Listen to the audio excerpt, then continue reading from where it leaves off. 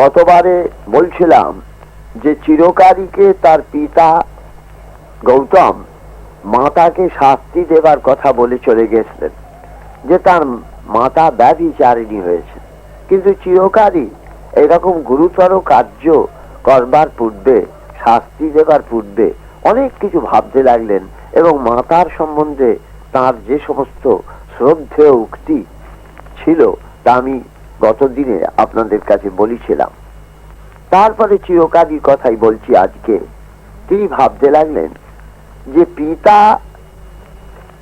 সন্তানকে এক লোকে শুভ ফল দান করেন, কিন্তু মাতা ইহলোক আর পরলোক উভয় লোকেই শুভ ফল প্রদান করে থাকেন। এইরকম ভেবে চিরকারী আর কিছুতেই মাতাকে নিহত করার কল্পনাও করতে পারলেন না।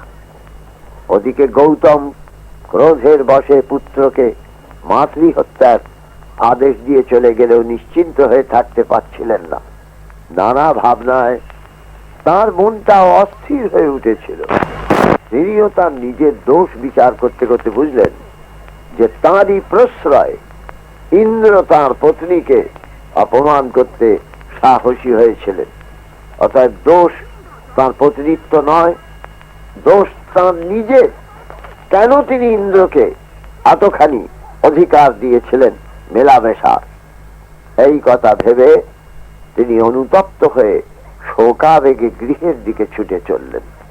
কিন্তু সেখানে চিরকারীকে চিন্তিত অবস্থায় দেখে তিনি বুঝতে পারলেন যে সে নিশ্চয় তার কথা মতো কার্য করেনি।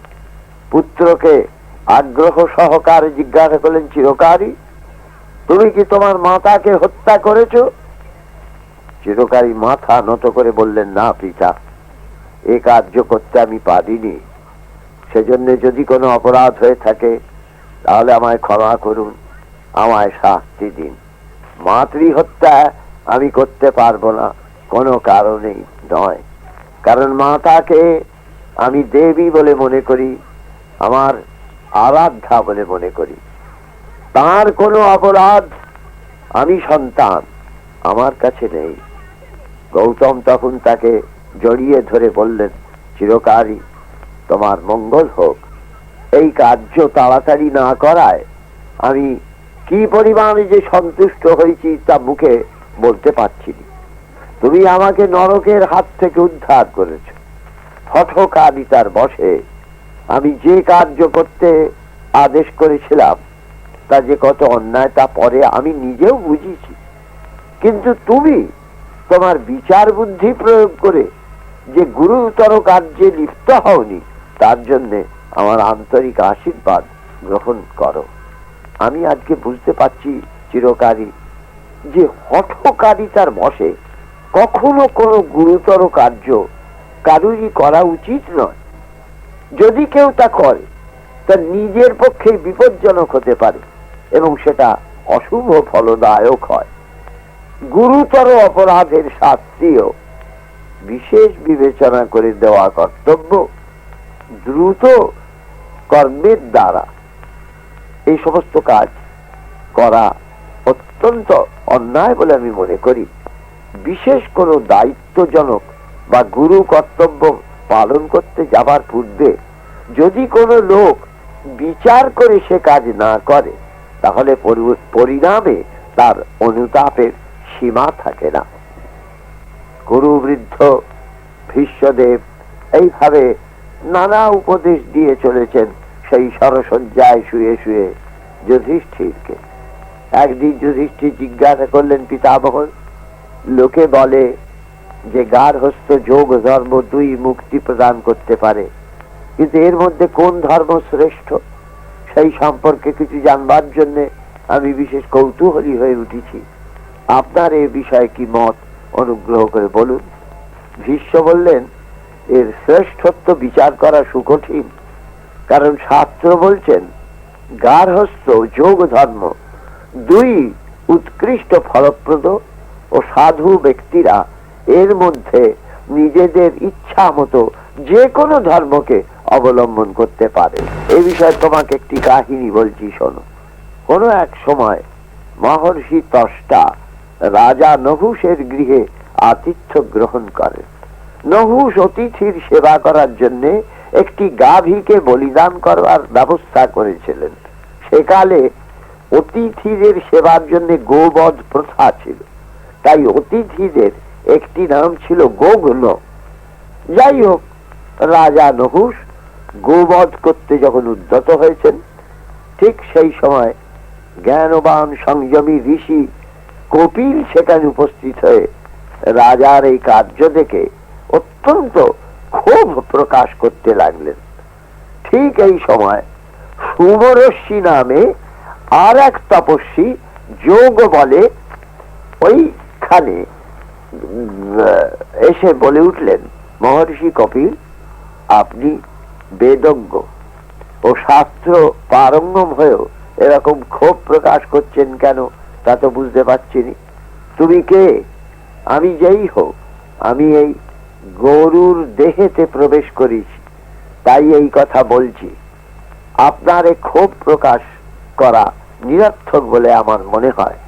শাস্ত্র মতে বেদবিধি অনুসারে পশুবধ করার নিয়ম প্রচলিত। অতএব রাজা নহুষ তো কোনো অন্যায় কার্য করছেন না। আপনি নিজে অহিংস, আমি তা জানি, সেটাও বেদসম্মত। কিন্তু হিংসা যে করে তাও বেদ বহির্ভূত নয়। পরমেশ্বরের কোন বিষয়ে বিরাগও নেই, স্পৃহাও নেই। জ্ঞানকাণ্ড কর্মকাণ্ড দুই তার কাছে সমান, বেদও তাই বলেন। অতএব রাজার দোষ কোথায় বলুন? মহর্ষি কপিল বললেন, রাজার কোন দোষের কথা আমি বলছি নি। জ্ঞান কাণ্ড কর্মকাণ্ডের তারতম্য বিচারও আমি করছি না। কি সন্ন্যাস, কি বানপ্রস্থ, কি গার্হস্থ, কি ব্রহ্মচর্য, যার যেমন রুচি সেই অনুসারে যদি ধর্মপথে থেকে সে কর্তব্য করে যায়, তাহলে তার সেই মতো উৎকৃষ্ট ফল লাভ হয়, তাও জানি। কিন্তু বেদ ছাড়াও যুক্তি বা অনুমানের দ্বারা অহিংসার চেয়ে উৎকৃষ্ট ধর্ম আর কি আছে তা বলতে পারো? সুমরশ্মি বললেন, মহর্ষি, শাস্ত্র বলে স্বর্গ কামনা করে যজ্ঞ করা কর্তব্য, ফল কামনা করে যজ্ঞ করতে হয়, এও সকলের কাছে বিদিত। পশু বিনাশ যজ্ঞের প্রধান ধর্ম। কিন্তু ফলাকাঙ্ক্ষা রহিত হয়ে যারা কর্তব্যের অনুরোধে যজ্ঞের অনুষ্ঠান করে থাকেন, তাদের পক্ষে জীব হিংসা ধর্তব্যের মধ্যে নয়, এবং এর দ্বারা কোনো পাপ তাদের স্পর্শ করতে পারে না। যজ্ঞ থেকে জগৎ, জগৎ থেকে যজ্ঞ, এ শাস্ত্র বাক্য। যজ্ঞানুষ্ঠান করা মানুষের কর্তব্য বলে গণ্য হয়ে থাকে। কপিল তখন বললেন, তুমি যা বলছো তর্কের হিসাবে, আমি তার প্রতিবাদ করছি না।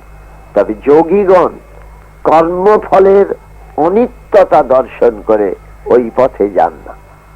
তাঁরা জ্ঞান মার্গ আশ্রয় করে পরমাত্মার দর্শন পেয়ে থাকেন। আর পরমাত্মাকে লাভ করলে সবকিছুই পাওয়া যায়। যারা শুদ্ধ স্বভাব, নির্মল চিত্ত, শোক দুঃখবিহীন, তারা বিষয় বাসনা পরিত্যাগ করে ব্রহ্ম লাভ করতে ব্যাকুল হন। অন্য কোনো ফল তারা পেতে চান না।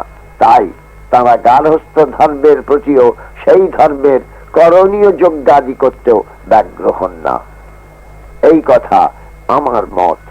তখন আবার সুমরশ্মি তার প্রতিবাদ করতে লাগলেন। শেষ পর্যন্ত এই প্রতিবাদের ফল কি হলো সেটা সম্বন্ধে আপনাদের কৌতূহল স্বাভাবিক। সেটা আমি পরের দিনে আপনাদের কাছে নিবেদন করব।